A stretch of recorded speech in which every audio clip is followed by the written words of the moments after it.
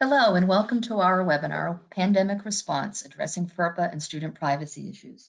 My name is Sandra Jacques. I am the Supervisor of Legal Research and Content for Legal One. And I just wanted to thank you for joining us today for this webinar. Given the situation we are all in and the need for everyone to stay home, school districts have had to quickly find a way to continue providing an education and assistance to their students. Since this is an unprecedented situation and the school districts are basically learning as they go, there are many questions that have arisen regarding many topics, including student privacy issues. We will be addressing those today, and hopefully we'll be able to provide you answers to your questions and best guidance, best practices guidance, so that you can remain legally compliant while maintaining the student's privacy and still providing them with an education. The slide we passed over was a link to the Dropbox, where you can find the resources for this PowerPoint and other materials. We have copies of a number of the orders and guidance that have come out. And then next slide.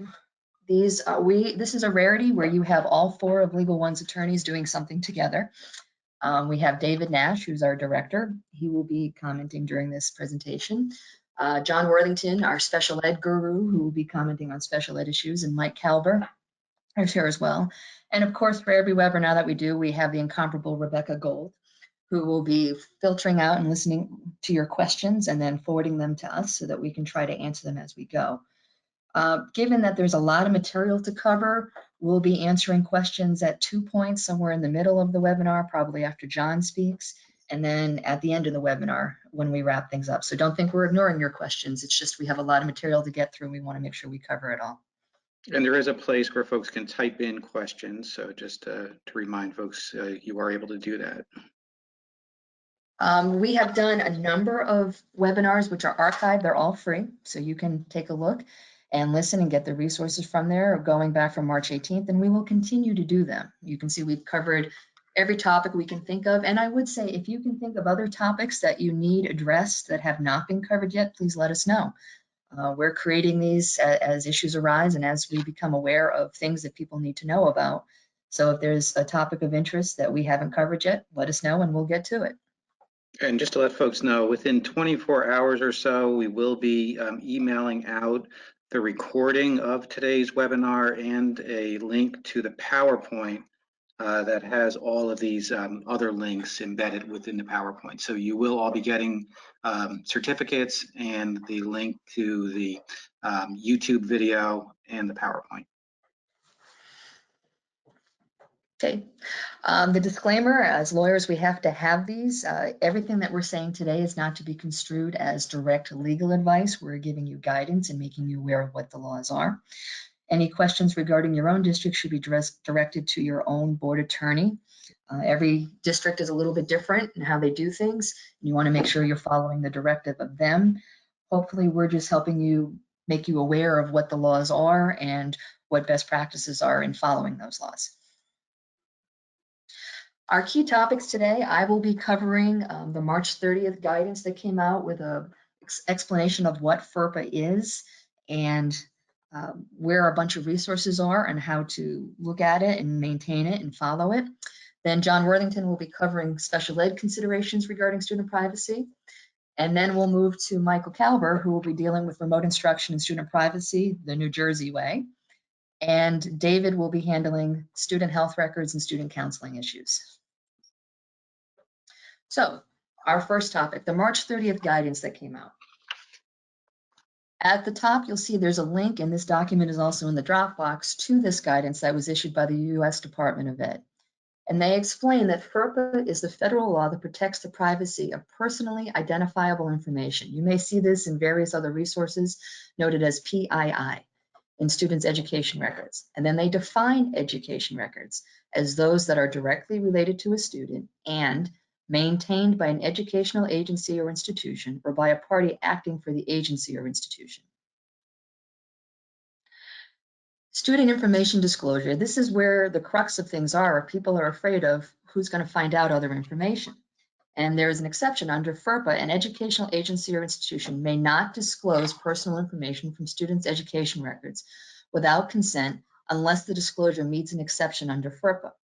And I want to stress here the importance of making sure that everything is being done on the school server. Remember, all this home instruction, everything that's being done, whether it's submitting papers or things being viewed, those are all student records.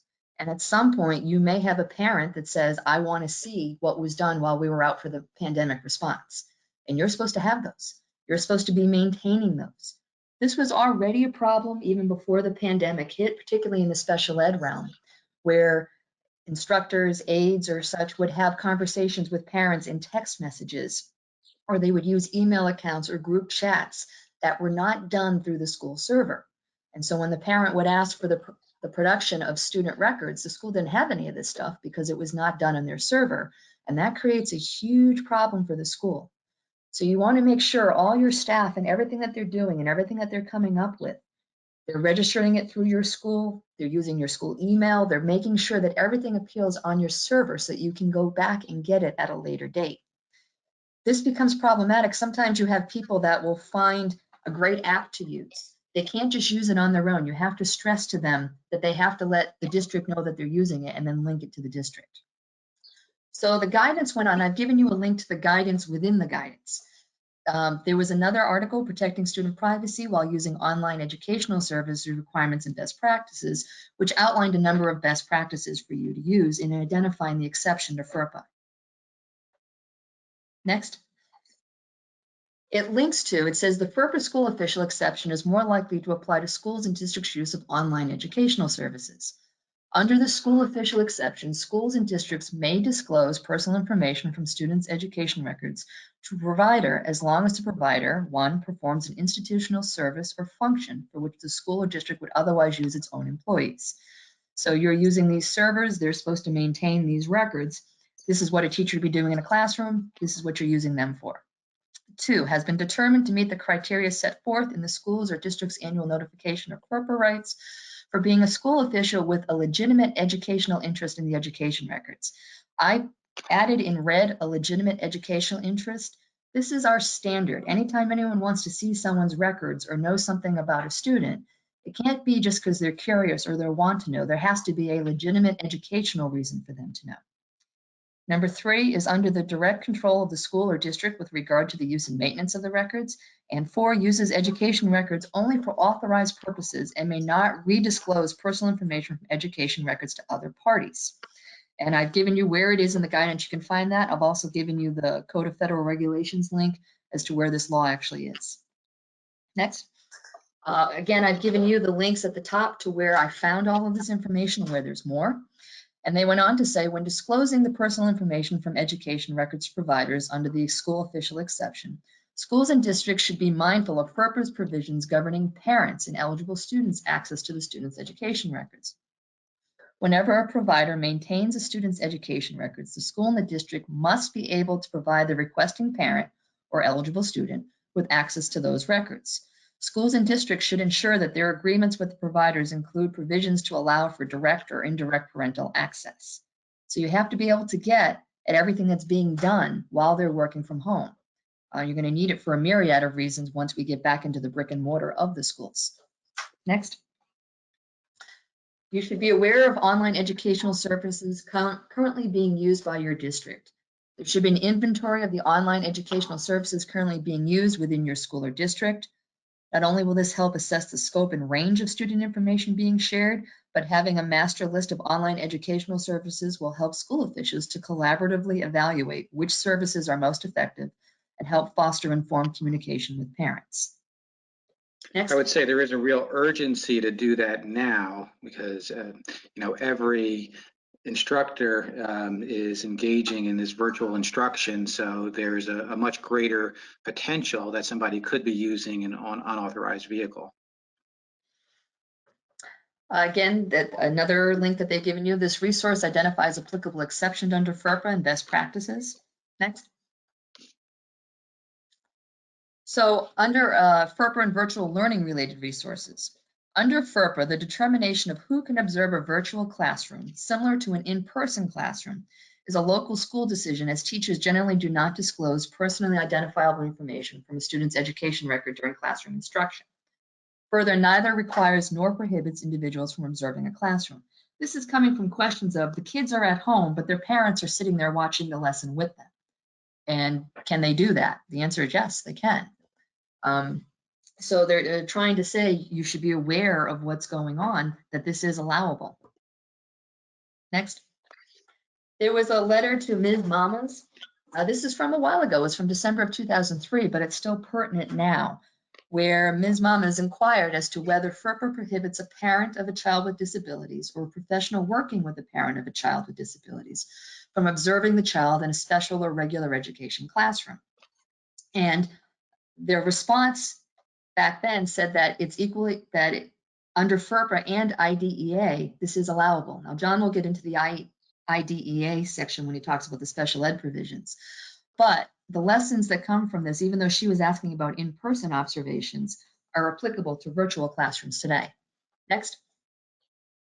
In their response, Ms. Mamas was told FERPA provides that an educational agency or institution may not have a policy or practice of denying parents the right to inspect and review their children's education records, seek to amend education records, or consent to the disclosure of information from education records except as provided by law. And then they went on to define education records, as we have already, that they contain information directly related to a student and are maintained by the educational agency. Next. FERPA does not specifically prohibit a parent or professional working with the parent from observing the parent's child in the classroom. This is because FERPA would generally prohibit a teacher from disclosing information from a child's education records to other students in the classroom, as well as prohibit a teacher from disclosing information from a child's education records to the parents of another child who might be observing the classroom. Further, FERPA does not protect the confidentiality of information in general. Rather, FERPA applies to the disclosure of tangible records and of information derived from tangible records. And I highlighted that part in red. This is similar to a recent HIB case, where a teacher during the course of the classroom said to a student that she did not feel was paying attention, apparently, if you can't participate and you're unwilling to participate in the class, why don't you go see your case manager? This is information the whole class didn't need to know, that this child had a case manager or that was receiving special services in any way. As I recall, the HIB finding was actually positive against a staff member, but it's an example of you can't just blurt stuff out or release confidential information in front of a group of people. This is no different from how it would be if you were in the brick and mortar classroom, or if you can't say this stuff in a classroom, you can't say this stuff while you're doing a virtual classroom as well. There are a number of resources. I've included them here with their links as well, but these additional resources are part of the guidance from March 2020 from the US Department of Ed. There are a number of videos to watch and a Q&A, which can provide a little more in-depth information than what we're able to do today. But it's a good resource to take a look at and see if they can answer any of your questions that we don't cover today. That's my part. I'll turn it over to John Worthington now. Sorry, I started early. Hi, everyone. This is John Worthington. So I'm going to be talking a little about FERPA student privacy issues from a special education perspective, discuss a little bit of the legal requirements, provide you some suggestions for providing the services in a virtual or online platform. Next slide, please. So with regard to providing the online instruction, as Sandra noted, I think you just have to understand you're educating virtually. Others can and likely will. They're going to observe the instruction, the provision of related services while you're doing this virtual instruction. The question comes up, is it an issue if it's provided or if they're observing a special education setting, whether it's a special class program meeting online, group session of related services? And the answer would be generally no. As Sandra was stressing, as long as the provider or teacher is not revealing personally identifiable information when you're holding the class or providing the related services, it's fine to have these sessions, group classes, whether it's a special ed setting or a general ed setting. And you really have to think of it the same as you would when you're educating in your school buildings. When you're educating there and you're in a class, you don't reveal personally identifiable information about a student. You just teach the class, and simply going through the process of teaching the class is not going to reveal information. And whether you're doing that virtually or in person in a special ed setting, it's fine to have people observing the setting, because right now we're all home. You're instructing from home. People might observe you instructing the students with disabilities. The students are receiving the instruction and related services. There's going to be siblings there, parents and the like. So people are going to be able to observe the setting. We'll talk a little bit about some of the regulations addressing that, but generally that is fine as long as you're not revealing the student record information. Next slide. So considering balancing privacy, other interests, we know this is a big issue. That's why we're trying to help with these webinars and all. You're doing things different than you used to. You have to look at the privacy issues, how you're going to serve students and all.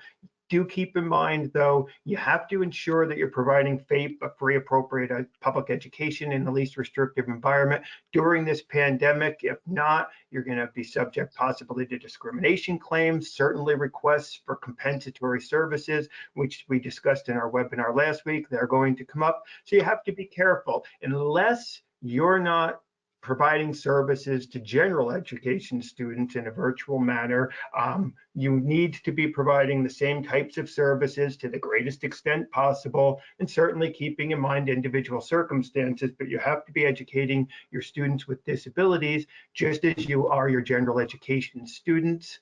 Next slide. So, and just stressing some U.S. Department of Education and New Jersey Department of Education guidance. The U.S. Department of Education has made it clear, look at the first bullet, they do not want to stand in the way of good faith efforts to educate students online.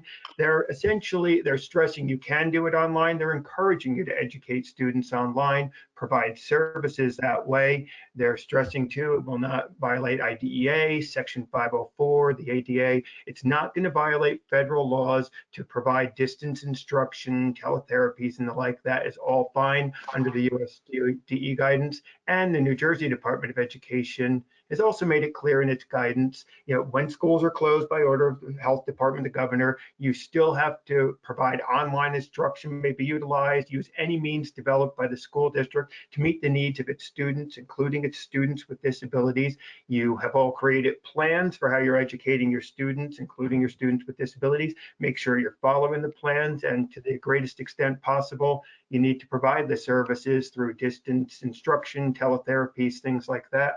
If we go to the next slide, stressing the therapies. Now, one issue we had until 1 week ago today, April 1st, was the provision of related services for students with disabilities. State guidance and regulations did not permit the use of teletherapy for students with disabilities. On that date, the state adopted an emergency regulation last Wednesday, and note they say related services shall be provided through electronic communications, virtual, remote, or other online platforms to the greatest extent possible. So they're not only allowing it, they're actually stressing the need to provide those services using online platforms going forward. Again, the prohibition, it was last Wednesday. There's no longer a prohibition on that. It refers, note, to all related services. It's not limited to any particular services, so OT, PT, speech, counseling, whatever service it may be. There's no limit on the services. You could provide it in groups, individually. The district's going to have to determine that and look at individual needs. Of course, you're going to have to coordinate the services with the parents and scheduling, providing those services, safety and other issues you're looking at, and always stressing that you're going to provide them based on individual needs. But again, the state is making it clear they expect you to be providing services and not using online and other distance learning platforms. It's perfectly acceptable to do so. And both the state and federal Department of Education want you to educate the students that way. Now, as far as potential discrimination claims. Note, you have they're stressing accessible technology can afford students the opportunity to have access to educational instruction and all. You have to make sure that your students with disabilities are receiving that instruction just like your general education students are. Keep in mind too, be cognizant of any bullying claims. David had addressed that in a recent webinar. All those provisions are still applicable with regard to our students with disabilities, codes of conduct, all that are still applicable. And so again, the only exception Office for Civil Rights does note is if you're not instructing your general education students in an online platform, then you wouldn't necessarily be required to provide that to the students with disabilities. But otherwise, you should be using all means, including the use of technology, in order to educate students and make sure your students with disabilities are getting the same or at least similar opportunities, adjusted to fit their individual needs, but make sure they're getting the same opportunities as your other students to receive their special education and their related services. Now, just to provide you some guidance and some tips with regard to educating the students and providing services in this way, the first thing I would stress, make sure your district, if you're an administrator, it should be in your plan how you're going to educate students. Your plan could certainly be amended if you weren't providing for related services on an online platform. Now that the regulation's been changed, certainly an amendment to the plan might be in order, but as staff members, teachers, related services providers, always make sure you're following your district's plan, their policies, their procedures, and some suggestions how to proceed. To the extent you can, you educate as you have in the past. Just make sure you're taking steps to ensure that classes aren't recorded, that information isn't provided, personally identifiable information by you as staff members, or if you're an administrator, by your staff members. Make sure your district has policies in place with regard to confidentiality. You shouldn't be recording the classes and making sure others aren't. I think it's important, though, to make sure, the last bullet on this page, make sure your students and parents understand what your policies and procedures are. You have to convey them to them, make sure they understand what you expect of them. The student conduct rules and the like still apply, but you have to let them know what the expectations are with regard to these sessions. If you're not allowing recording, which you shouldn't be, make sure they understand that. The parents that may be observing, everyone needs to know that. Next slide. Some other things, make sure as far as, and Sandra, I did address this a little, make sure you're using district approved platforms, programs, apps. If you're going to be providing the services, it needs to be in accordance with how the district has directed you to do it.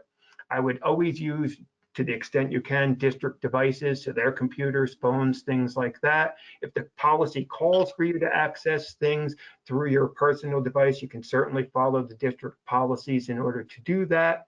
I would limit using personal cell phones and the like to things such as accessing district email, perhaps using apps that are approved by the district, like Classroom Dojo or something. If you're communicating with a group of people, always following the district policies. And Sandra had noted this sub-bullet here. If you're communicating directly with the parents, you'd never do that with the students. But if you're talking to a parent with your private phone and texting, you're creating student record information that can be disclosed. You have to provide access to your phone if a request for the records is made. So always make sure you're going through district servers and using district devices to the extent you can.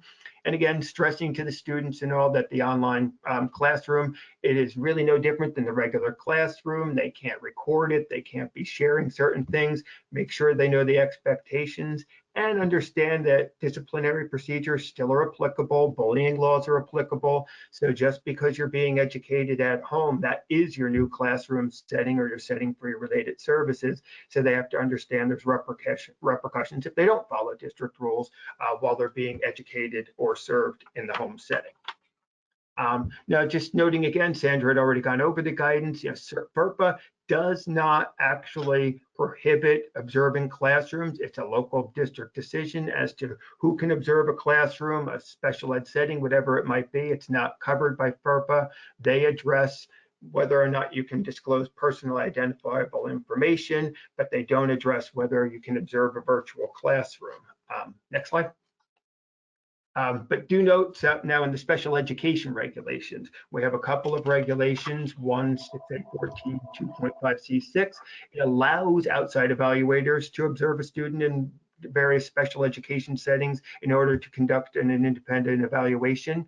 6A14 4.1K specifically lets parents observe educational settings and placements if they're being proposed. So the special ed and the federal law allows for the same thing. They do recognize that people can observe an educational setting that is not going to violate student record rules as long as those in the setting, the teachers, the providers, are careful not to reveal student record information while providing the instruction and the services and the like. And so certainly applicable regulations and like are going to allow for observation, and the observation is going to occur in all likelihood while you're serving the students remotely. People are going to be able to observe the settings. Next slide. So just a case that's really analogous to the current situation, AF versus Warren Hills. This, a couple years ago, a medically fragile student, freshman, couldn't attend school. District wanted to provide home instruction. Student instead asked if they could participate utilizing a VGO robot to allow for real-time participation. Essentially, the student would be in school through the use of the robot. In this case, it was a due process case. The administrative law judge held that the robot was necessary to receive a FAPE and directed that the student could utilize the robot. Next slide. So do take note here, the district after that put into place to govern the use of the robot, which is perfectly reasonable. You should have procedures in place for how you're providing online virtual services, instruction and the like. So they require the student to remain visible on screen during all times they're being instructed. The robot obviously couldn't go to certain places, restrooms, locker rooms, things like that. Only the student could control the robot, and analogous to this, certainly the student's going to be the one receiving the service or instruction. Others might be observing. At times, if it's a related service, a parent might even be assisting you with regard to providing the service, OT or PT, but the student, certainly in this case, had to control the robot and what was happening. And the district, as it always does, you have the right to monitor the use, and certainly they could take the robot away if it's misused. You're still, whether you're being educated in school or virtually, all the conduct rules, as I've stated, are certainly applicable. So that would still apply to your conduct in a virtual setting. Next slide. So in this one, in the case, it's analogous to our current pandemic. Students can't interact with their peers. No students interacting with their peers right now, not in person. There's no in-person instruction, but they still can interact through these online settings, whether it's classrooms, group-related services, and the like. You can't control exactly who's viewing the videos from home, but you do have to make sure your staff understands to be careful about the information they're revealing. And really, the big difference here, it was applicable to one student, but I think the case is analogous to here. It's a universal issue now. You have to be careful. The kids have to have that ability to participate, but they do still have to have those or be provided those opportunities. As far as, in this case, again, the district was predisposed, the judge said, against the idea. Do note too, the judge was saying you can be creative in your use of a para for the students, which I think is applicable to our current situation. You have your paras, they can certainly join virtual classroom settings and related services provision, whatever it might be, to the extent they can be of help or a benefit. You can still utilize them, but it's going to have to be in creative ways and do things differently now. And the judge specifically noted the value of group learning as far as providing a FAPE in the least restrictive environment. It's important to be with the group when appropriate and when feasible. So you want to look into that. And noted, though, with regard to the student records and FERPA type issues, the confidentiality concerns of the district were misplaced in the case. You certainly can provide special ed and related services in these virtual settings, and it does not automatically cause a violation of any federal or state laws with regard to confidentiality. Next slide. And a couple things I just wanted to note here at the end. With regard to the recording, certainly you can have your procedures in place with regard to not recording the related services sessions, the classroom instruction and the like, but keep in mind it still could happen. You're not going to be able to necessarily control what's happening at students' houses. A couple of incidents, you probably recall the Cherry Hill incident. Father put the recorder in the student's bag, over, recorded staff making fun of the special ed student, inappropriate remarks and the like. That resulted in termination of the para that was in the conversation. The teacher, I believe, was ultimately reinstated or did not lose her position. There was an issue about the propriety of the recording in that context, but still the point here is that it can happen. Same with the Bankbridge School. In this case, the student took it upon himself to record what the teacher was saying and appropriate things to him with respect to being bullied by the teacher. And so you can have your procedures in place, make sure your staff are following them all, make sure students and parents are aware of them, but there's always, you're never going to know for sure. So you do want to be careful that you're always instructing appropriately, that you're not revealing anything in case someone is recording it, even if you've asked them not to. Make sure you're not revealing any information that would be on any such recording. It would be important to do that. And now I believe we're moving to a question slide, so I'll turn it over to David and Rebecca. Yes, we have two quick questions here. Sandra, during your session, what about virtual counseling and guidance sessions when parents are home and listening? What's going on possibly? Actually, I'm going to defer. Yep, I was going to say the same thing that Sandra's about to say. I'm going to defer it to David. I'm sorry, go ahead, David. I was going to say, we will address that a little bit later on in the presentation, so we'll hold off on that question. Okay, excellent. And we have one more quick one. John, if a parent doesn't consent to virtual learning, does that waive future comp ed claims? I don't know that that necessarily would. I have not seen the situation. So a parent is refusing education. The compulsory education laws are still applicable right now. And so the only way someone is going to be educated is through online distance learning means right now during the pandemic. I know David's addressed this in other webinars, but student attendance, compulsory ed, all those laws are still applicable. So it's not really, to me, an issue of consenting to be educated this way. The district is going to develop their plan, implement that plan to educate students. Those that are choosing not to attend school-related services, sessions or whatever it might be, are technically, they're absent, missing school that day, and the attendance laws and the like would still be applicable. You cannot simply say, I won't provide consent and not attend school for the rest of the school year. David, do you have anything to add to that? No, I think that's absolutely right. So of course, we do have some situations where the student is not able to benefit from technologically advanced forms of instruction, and you might be sending the student home paper packets in a case like that. But that's really in a situation where for that particular student or for that district, they're not providing online instruction. So it wouldn't be appropriate for the individual parent to reject the instruction that's being offered by the district, as long as it's an appropriate offer by the district. Yeah, and I would agree. I mean, certainly a parent can discuss with the district what the appropriate means is to educate a particular student in this type of situation, but not a blanket refusal to consent to be educated. But as David noted, perhaps that's where you're always individualizing. You have to look at individual circumstances to determine what's the most appropriate means to educate or provide services to a student.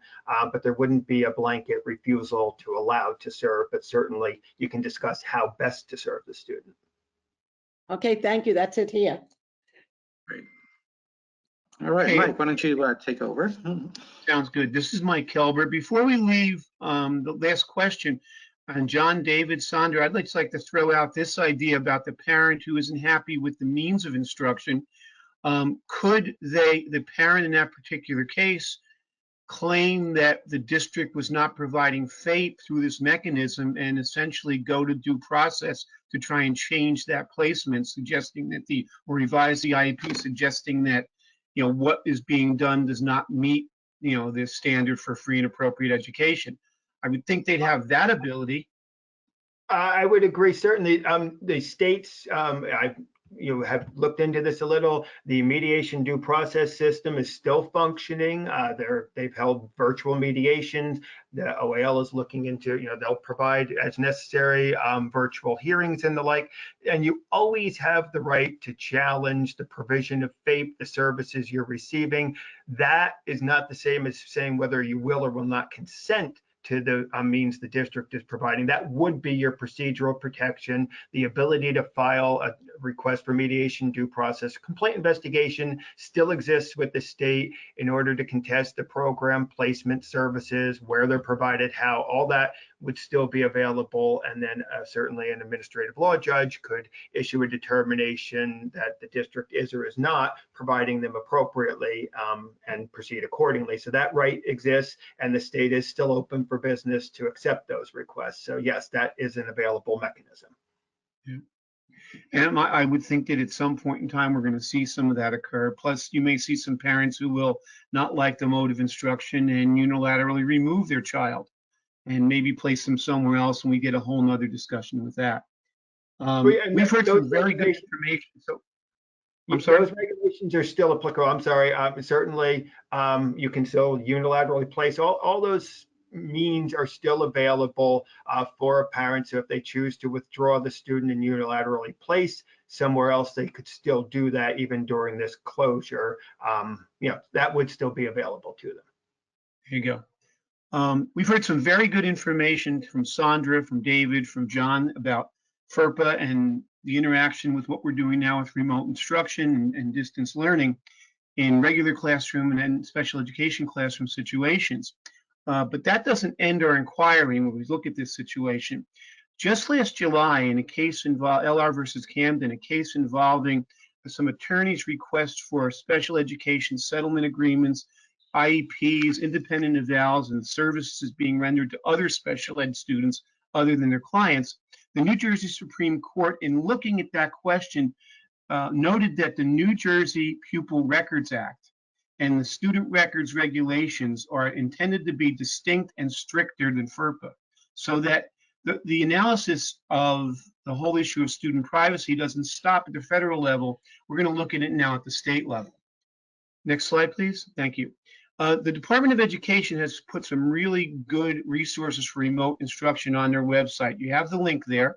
They suggest that in designing learning experiences, districts should recognize the need for flexibility in terms of time schedules and technology access. You should be engaging students in relevant and meaningful learning. I think the commissioner was asked yesterday at the governor's news conference as to how this was going, and he basically said it's going pretty well, as well as any new system that we're implementing and pushing out on a short basis. So he was very positive in his response. It needs to connect to what students have been learning thus far in the year, to a new learning experience in which they'll be engaging. Allow for student choice and a voice when possible and appropriate with regard to how they engage in the experience, how they demonstrate their learning, remembering that students learn in different ways, provide flexibility when they engage in new learning, reading, videos, etc. I can tell you, with a son, daughter, and daughter-in-law, all who are educators, and grandchildren who are attending school through this mechanism, they're doing a lot of very interesting things, including some of the things I've seen is an exchange of videos where the teacher will give an instruction and ask the student to create certain videos and then send them back into the digital classroom for a discussion at a later point and for viewing by all the people involved. We'll touch on that a little bit later. And you should also encourage students the ability to self-reflect upon their learning. There are digital resources for each of the content areas, and I've listed them all here. Health and phys ed, computer science, English language arts, math, science, social studies, visual and performing arts, and world languages. Now, I'm a former math teacher. I taught for 13 years, 5 years junior high, 8 years high school. And so I wanted to choose one of these areas to see what kind of content's available. So I chose mathematics. This is straight off the Department of Ed website. You'll see the links available here. And if you look at some of the things that are available solely in the mathematics field, you'll note that they're basically privately developed companies who have put together these packages at various different grade levels, and they're available for use in the New Jersey schools. And the Department of Education has has put them forth as far as items to consider. They also have various technology tools because it's nice to have all that the resources, but you have to have a way to deliver it. So they've suggested certain areas like Zoom and Google Hangouts, Microsoft Teams, using YouTube live streaming. For screencasting area, Loom, Screencastify, Screencast-O-Matic, Zoom also there. I'm aware of a program called Flipgrid that's also out there. And a lot of technology tools to be used to allow their instruction to occur remotely. We've read in the news about some of these that have had some issues with respect to privacy, and they're being looked at and reviewed, but they're all scurrying to make sure they provide the safest and most secure platforms possible in order to deliver the instruction that we're trying to do. Dave? Just one note, Sandra did share in her portion some important links from the U.S. Department of Ed, including a document on best practices when it comes to security of student information and working with various vendors. So whoever you're working with, your district should be looking at those best practices to make sure data is not improperly being shared. So hopefully your Board of Education has approved these resources and or these platforms for use, because pursuant to 18A33(1), each school district is going to be providing educational facilities, buildings, furniture, equipment, and courses of study suited to the ages and attainments of all pupils between the ages of 5 and 20. And the way they do that is by adopting the course by recorded roll call majority vote of the full board. So no curriculum item, no resource, no platform should be put in place, the official one for the district, without board approval.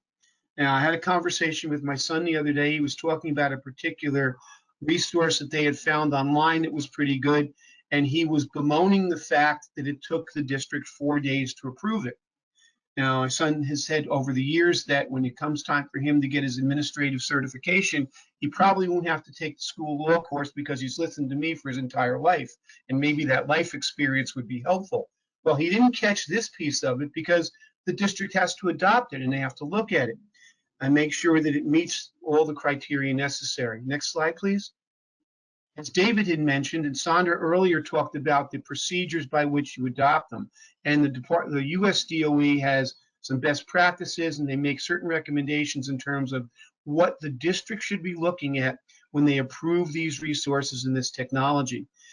This is something for most of you that's going to be at a Board of Education, school attorney, central office level, which for many of you may be above your pay grade level. But it's important to understand that these are all things that are very important to look at.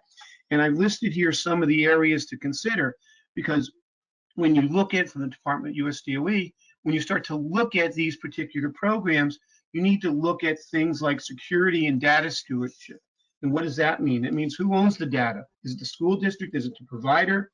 Who has responsibilities in a data breach? What are the minimum security provisions involved? For data collection provisions, what will the provider collect? Will they have names? Will they have contact information? Will they have emails? Will there be metadata in terms of how long people are on certain programs? Will there be direct or indirect identifiers to the students on that?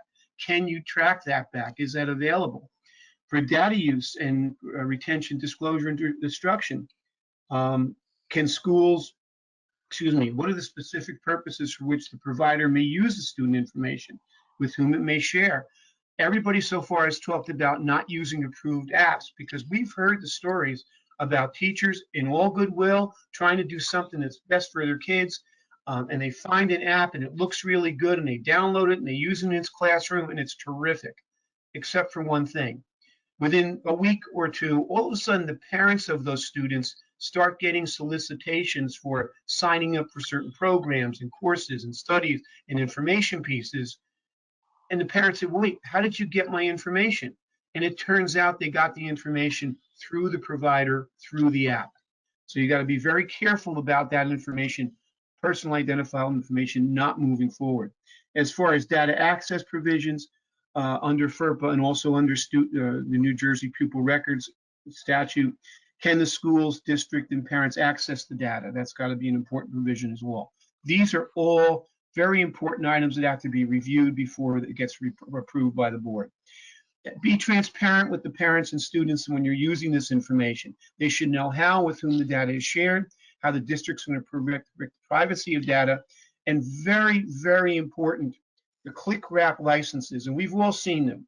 We get something and it says, you want to use this, you have to click on this button. So I've read all the material. And it's usually about 7 pages long in very fine print. And not all of us read all of that data every time, as far as what the provisions in terms of service agreements are. The local Board of Ed, the local central office people, in reviewing these particular courses of study, resources, documents, whatever it may be, are going to look at that very carefully and make sure to protect the privacy interests of the students involved.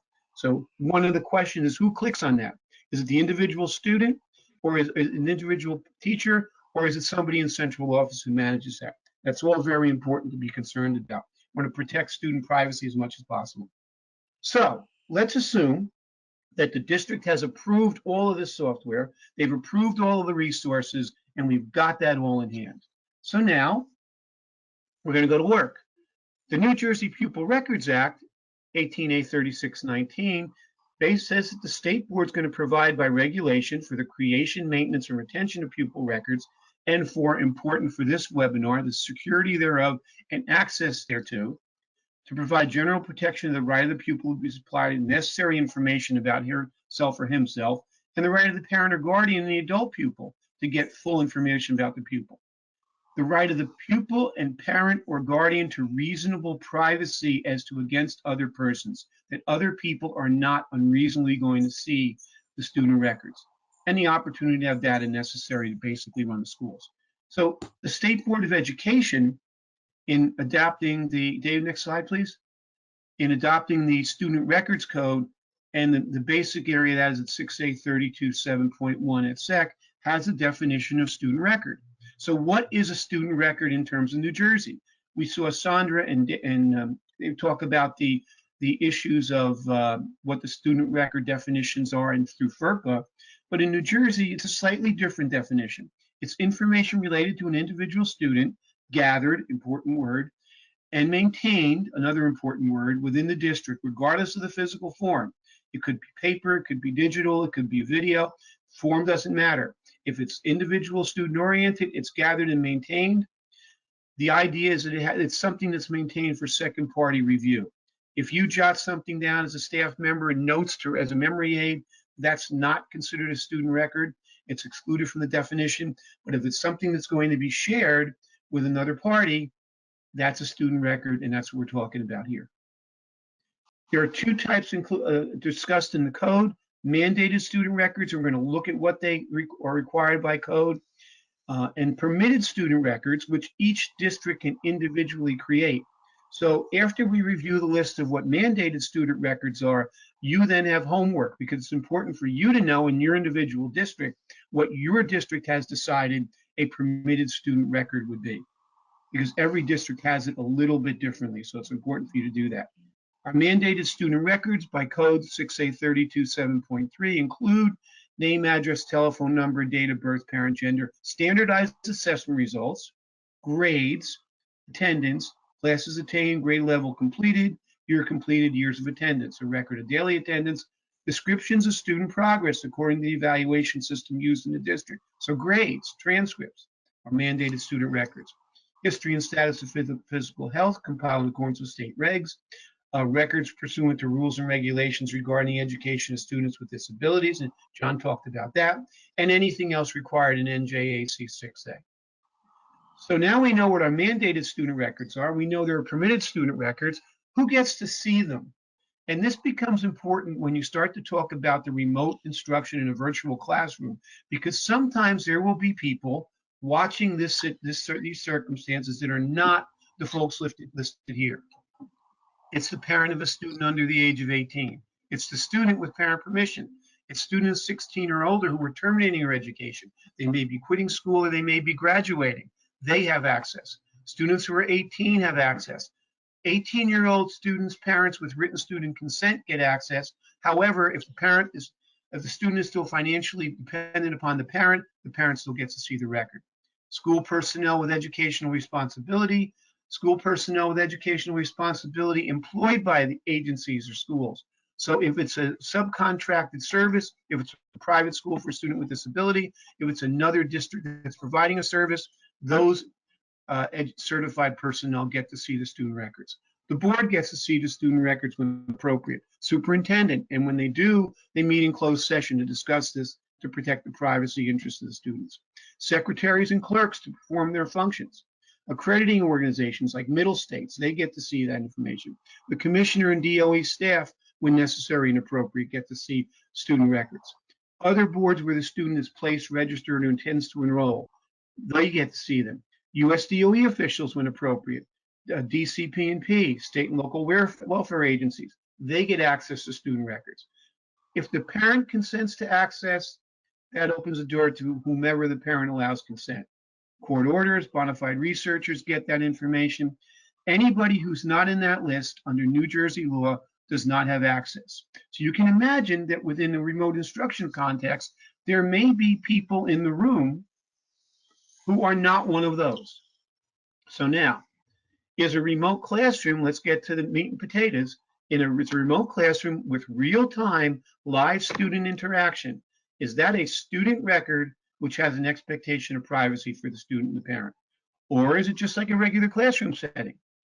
If nothing's being recorded, do you have a student record? And do we need consent from the parent?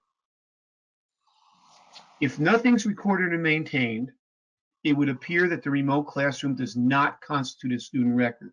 You heard from Sandra and David and John about not recording things. And the reason for that here in New Jersey is then you haven't created a student record and you don't have that access question that you have to worry about. We have seen people who are still doing some recordings. There are some videos that are being done. So that opens up a different question, but the remote classroom in and of itself would not create a student record, and the expectation of privacy would be similar to that in a regular classroom, and no consent would be necessary. However, there's always a but. And check your board policy. Your board policy, whatever the board has discovered on classroom instruction, is an important aspect of this and should be looked at. We do get the creative and energetic teacher who's very excited, and we've seen it in our community. They really like the memorable classroom exchange that has occurred, and they put a video or student work, because they did record it, on the school district website, the school district Twitter account, the Facebook page, or maybe some other school district approved internet-based platform. Notice all school district approved stuff. Is that an issue? Well, it turns out it is. Next. Because under 18A 36-35, we cannot disclose on a website any personally identifiable information about a student without getting prior written consent from the student's parent or guardian. There was a form developed by Department of Ed. It contains a statement involving the potential dangers of information about the individual on the internet. Next, please. And they identify personally identifiable information, meaning names, photos, student addresses, email addresses, etc. There's a written consent form that we have a link to. I note that it's currently in the DOE archives. It's not on the regular site, so you got to look a little bit, but they do have a sample form. So now let's go back to our posting person. They put it on the school district website, Twitter account, all approved by the board, hopefully. If you get consent, and those forms come in every year that the kids fill out and send back in, if you have consent, all's well and good. But what if you don't have consent? If you don't have consent, you either don't post it or use appropriate software that's out there to remove any personally identifiable information about the student. There's software that will blur out student images. You need to redact student names. And this should all be part of your board policy in terms of how you handle that, clearly communicated to staff, and everyone should follow the policy. Now, what are some of the emerging issues? I mentioned student videos going back and forth within the remote classroom. That's or other work created as part of the classroom assignments. And now it's shared with other classmates within the classroom environment. If it's within the classroom environment, you are probably okay. You may have a student record, but the classroom environment would be no different than if you were in a regular classroom, not just a virtual one. When you get to outside classroom postings, we've talked about that. Follow your board policy, make sure you're protecting the privacy interests of students and all of that. One of the challenges in this is that especially when you're dealing with younger students. If you're asking them to create a video and send it in, you're going to be sharing that with people with other parents who may see that within the classroom environment. Maybe it gets posted in there, maybe it gets exchanged. And so you need to make sure you advise the parents of the students that this is going on, that information is being handled in such a way. Downloading of unapproved apps, everybody's talked about that. Please don't do that. That's very important not to do. As far as individuals who post memorable work on their personal Facebook pages and such, don't do anything on your personal work pages, on your Facebook, on your Twitter. Don't use your personal resources. Even if consent has been given, it's for the school's platform, not your personal one. So even though you might get excited as a staff member, you want to share it with family and friends, please hold back and don't do that. Be concerned about the privacy interests of your students. My last slide, the district policy should require that all communication be done on the district server and the school email system. Follow your board policy. Communicate to the group, not individual students or parents, if at all possible. If you have to do individual student or parents, try to have another person there, just as you would with a conference. Don't communicate with personal emails, text, tweets, etc., from your personal computer or cell phone.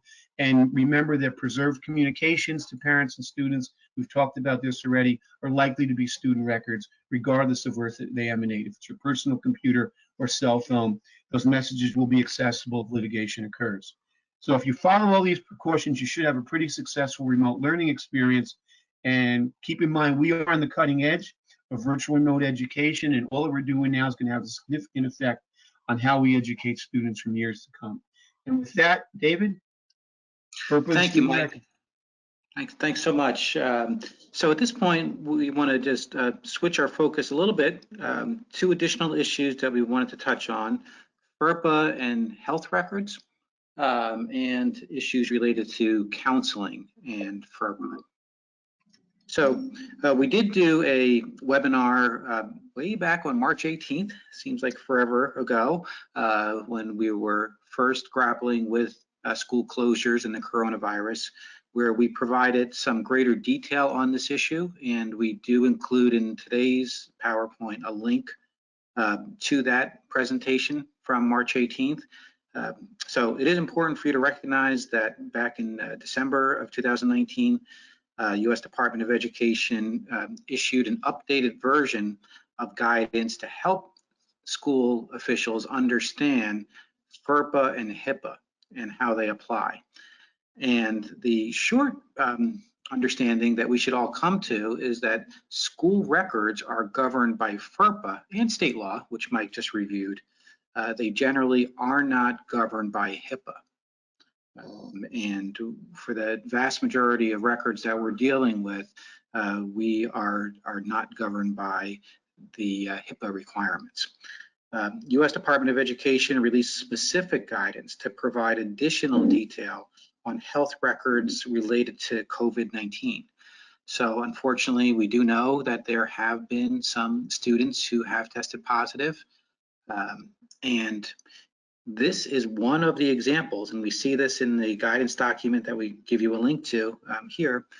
This is one of the areas where there is a legitimate exception where information could be shared with others. So CDC has adopted standards for who is considered somebody who was in close contact with an individual who has tested positive, and the steps that should be taken by those individuals who've had that close contact. They provide additional information about others who might have had some level of contact with an individual who tested positive. So I would urge you to take time to look at the March 2020 guidance, because there are times where not only are we permitted to, but we are compelled to share information in order to try and protect the health and safety of others who might have been exposed to an individual who we now know has tested positive for the coronavirus. So it's not the focus of today's webinar, but we gave you a couple of important resource documents to help you understand health records and information sharing when it comes to those records. So we did want to spend a little bit of time talking about issues of counseling. And for some of you, you may have been on the webinar that we provided on Monday the 6th. of April, where we talked about addressing students' counseling and mental health needs. Just to reiterate a couple of key points for those who might have been part of that webinar, and to reiterate what we've addressed earlier in this webinar, information that's used solely as a memory aid is not a student record. So for counselors, it is almost essential. I mean, it is obviously a common practice for counselors to take notes from counseling sessions. And to the extent that you're using those notes as a memory aid, so the next time you see that student, you're able to recall the issues that you've addressed and the steps that you've taken and what your game plan is to work with that student, that is not considered a student record. Now, once you take those notes and share them with a colleague or share them with somebody else in the school setting, now we have created a student record. And that's important because once we create a student record, Mike reviewed with you who has access to student records. And of course, a parent or guardian has access to student records. So a parent or guardian would not normally have access to your individual notes from a counseling session, whether it's an in-person counseling session or a virtual counseling session. Of course, we do have to recognize that in many cases where we're doing a virtual counseling session, there may be another individual who is in that room, and we'll talk about that. The same would be true for a video or audio if it's not shared with other staff. So you record a counseling session that you're having with a student and you're using that to help you move forward. If you have not shared that with anyone else, we still have not created a student record. So you do want to recognize that. Of course, if there ever was litigation, those documents would be discoverable. So you do want to recognize that if a video exists and it's relevant to litigation, say there was a discrimination claim, it would be discoverable in the litigation, but it's not generally considered a student record. And none of this excuses our duty to report when necessary, when a student is in imminent danger. So it is important to recognize that we do have a duty to provide remote counseling services. And really the fundamental question that we should think about, and FERPA should not get in the way of us providing those services. The key question is, what would I be providing for that student if we were in our traditional school environment? How would I be supporting that student? And then we ask the natural follow-up question, how do we provide those services or something as comparable as possible in the current situation? And it's not always possible exactly the same service, but we want to get as close as we can and show that we are supporting that student. We want to think about students who are being served prior to the closure. Those are students that we know we already had a plan for. We already were working with them. We know that there are newly identified students given the tremendous stressors that we're all dealing with and that all of our students are dealing with. We know that there are new students who need our support. We know that we have students who we have already identified as at-risk students for many different reasons. And we need to be proactive with those students. It's not enough for us to sit back and wait for a student or parent or guardian to come forward and ask for help when we already have information about a student who is at risk.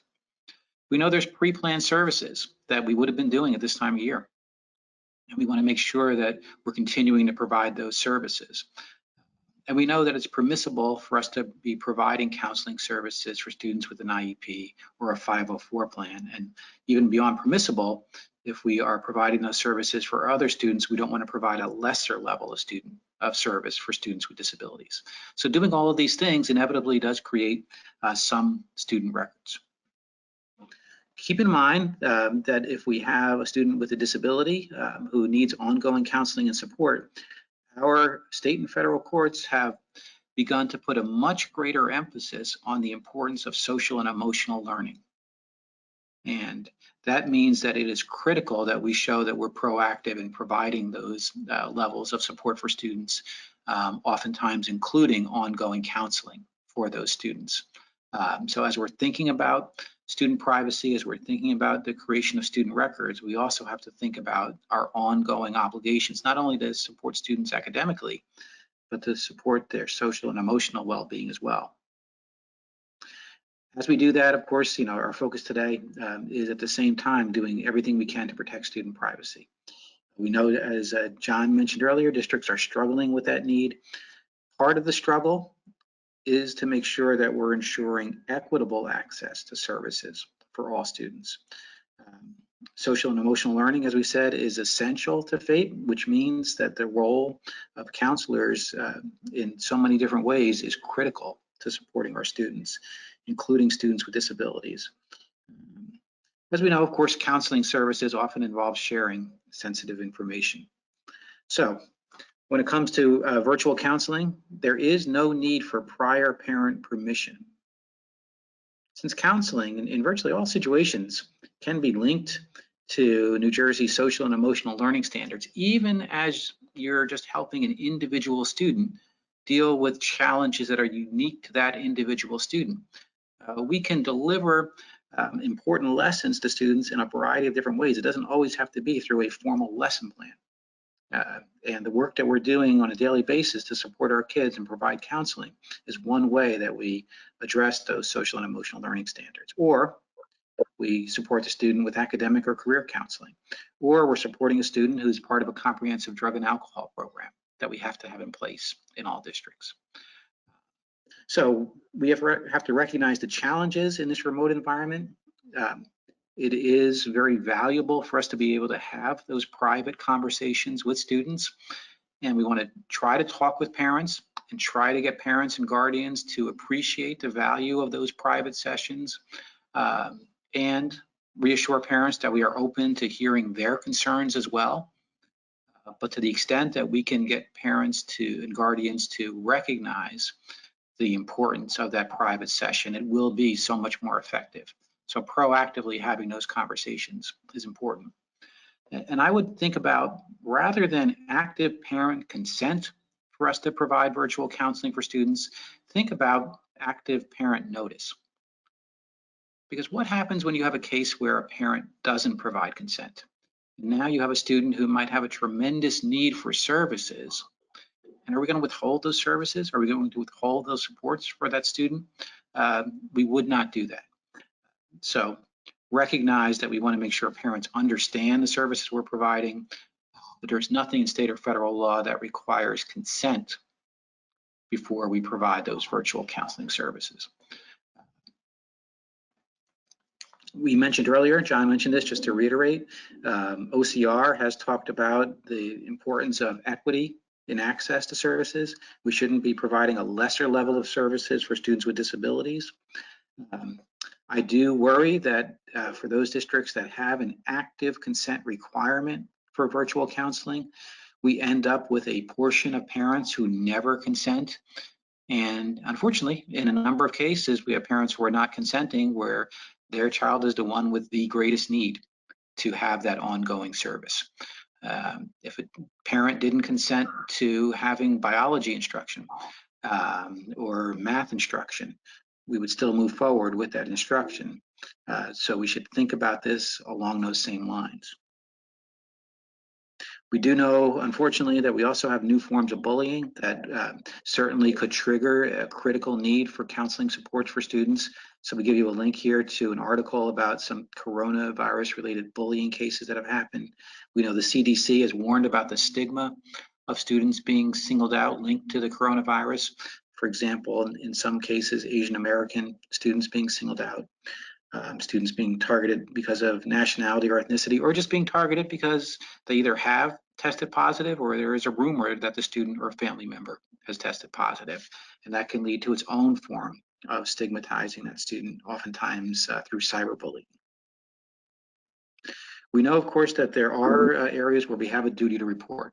So as we're talking about student privacy and doing everything possible to maintain student confidentiality, we know some information absolutely must be reported. So this is just one example of a case where we had a SAC who was also a school counselor who had been working with an individual student. At one point chose to tape an interview with that student counseling session, and there was information that was on that recording regarding the student potentially having been sexually abused. Even in a counseling session, that is one of the areas where we become mandatory reporters. You have that information. We have to report that to DCPMP, and the school district has to contact law enforcement in every one of those cases where we have reason to believe a child has been abused or neglected. So as we're thinking about privacy, we also have to always remember our reporting requirements to protect student safety. We want to have informed conversations. Hopefully you take the information from today and talk to others in your district about the importance of privacy, but the fact that FERPA and our state pupil records law do not stand in the way of us providing services to kids. We do want to recognize that in some cases you will have individuals who are being evasive. It might be difficult, more challenging for us to do remote counseling and remote services. That's not a reason that we cease providing services. We just recognize the challenge and work to find ways to deal with it. We know that there will be technical issues. It's inevitable. You're going to be in the middle of providing services, whether it's instruction or counseling or other supports, and the technology is going to stop working. That doesn't mean that we decide to stop providing all services altogether because there might be a technological issue. It means we work through the technological issues and show due diligence in doing it. We know some things may not be suitable for an online environment. We should think those through. If something won't be effective, but we should be looking at the best practices that we are seeing around the state and country, and the Department of Ed has provided some great resources to help us think about that. We do want to think about boundaries. It's true even before this situation, but now sometimes the boundaries are blurring a little bit. You shouldn't set up an expectation with a student that you're going to provide 24/7 access for that student to reach out to you individually. That really starts to cross boundary lines. You shouldn't be revealing personal information yourself as a staff member as a means of perhaps trying to bond with that student. We're likely to be crossing boundary lines there as well. And we know it's harder sometimes to recognize nonverbal cues and observational data. Even if the student is on video, it's not the same as having the student in front of you. So we know all these challenges exist, but we need to work to get through those challenges and not think that our hands are tied because of FERPA or state pupil records laws. So with that, let's pause for one more round of questioning. Rebecca, do we have any questions? Yes, we do. First of all, can you remind people again about the session that we did with the mental health and counselors? A lot of the questions coming up were answered there in detail, and yes, they're very important. Yes, so everyone should know that on Monday, April 6th, we did a session, a free webinar on issues of mental health and counseling. We included in today's PowerPoint, which you all will receive by tomorrow, we included in today's PowerPoint a link to that recording. So that walks through in detail the issues related to providing ongoing counseling and addressing mental health issues. Thank you. And we had a question about responding to an email from a parent. The advocate was copied on the email. Would they be able to respond since the advocate was copied? Keep in mind, once we have an advocate copied, whether that advocate is an attorney or not, right, now we sort of have a signal that there could be potential litigation involved in this issue. So it's important for whoever is receiving that communication to reach out to their supervisor, to the administrator that they work for, and ultimately the district probably wants to reach out to the board attorney to make sure that we take the time to properly respond to that issue. That's a pretty clear signal that the issues could escalate and there could be litigation. We had a question about out-of-district students and students who are medically fragile and cannot be involved in virtual learning. What is the school district's requirement to keep on top of that? So for medically fragile students, again, we're showing that we are doing everything possible to continue the instruction for that student. And that might mean that we're printing out information, sending it home, trying to work with the parents to see what they can do to work with their child and giving them strategies to do that. It's an individualized analysis working in conjunction with the school physician and the parents to figure out what's possible as far as instruction for that particular student. And And for thank you. The other piece was out of district students, Rebecca. Say that again, I'm sorry. Was there a second part to that with somebody who's out of district? District, not just for learning out of district, but more for physically, students that are physically limited. The same thing with medically fragile, physically limited. If the students are out of district and they cannot get to the location, is there anything else other than what you just mentioned about sending them home information? Yeah, I mean, it's all about showing that you've done the individualized analysis and what supports you can provide for that student and their parents. So it's hard to have sort of a one-size-fits-all approach in a case like that. You've got to show you're taking the time with, your child study team, with your school physician, if it's a student with a disability, to really think through how can we support that student now and going forward. Okay, and the last question, we've had a number of questions on this. When you have to reach out to the parents, a lot of people are using star 67 or other ways. Is it acceptable to block your number since you're not using the school phone? It is. Now, you still want to try to protect your privacy as well. I will say that's not necessarily a full protection if, for example, there was litigation down the road. If that same staff member who this time used star 67 is also found to have used their personal phone for other district business that could be relevant to litigation, it's possible that some things become discoverable on that personal device. So you want to the greatest extent possible, make sure that you're working through district approved channels, district approved servers. I know in many districts you don't have district issued devices, so you might not have a choice. So certainly you want to protect your own privacy in that situation. Okay, thank you. Great. So as we're wrapping up today, let me thank our great co-presenters for putting together all of this information. Today was an easy day for me. We have a great team here with Legal One, so I want to thank all of our co-presenters for putting this together. We want to remind folks that at Legal One, we do provide a tremendous amount of online learning.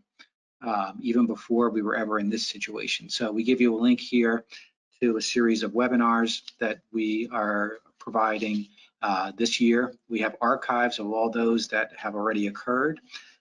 We also have a series of webinars that we have provided targeted to school attorneys. It's not exclusive to just school attorneys, so there's great information here that would be of interest to those who want a deeper dive on a number of other issues. And we have a whole array of online learning resources that folks might be interested in. And I want to assure folks that all the trainings that we have planned through the end of this school year, we are going to be providing, even if all of those trainings need to be provided remotely. So we have a number of scheduled trainings in May and June of this year that could be relevant for many of you. So with that, I want to thank everybody for your time. I want to thank our co-presenters, and most especially I want to thank everybody out there in the field for what you are doing every day to support our students in this challenging environment. We greatly appreciate your wonderful work, and we are here to support you every step of the way. Thank you, everybody.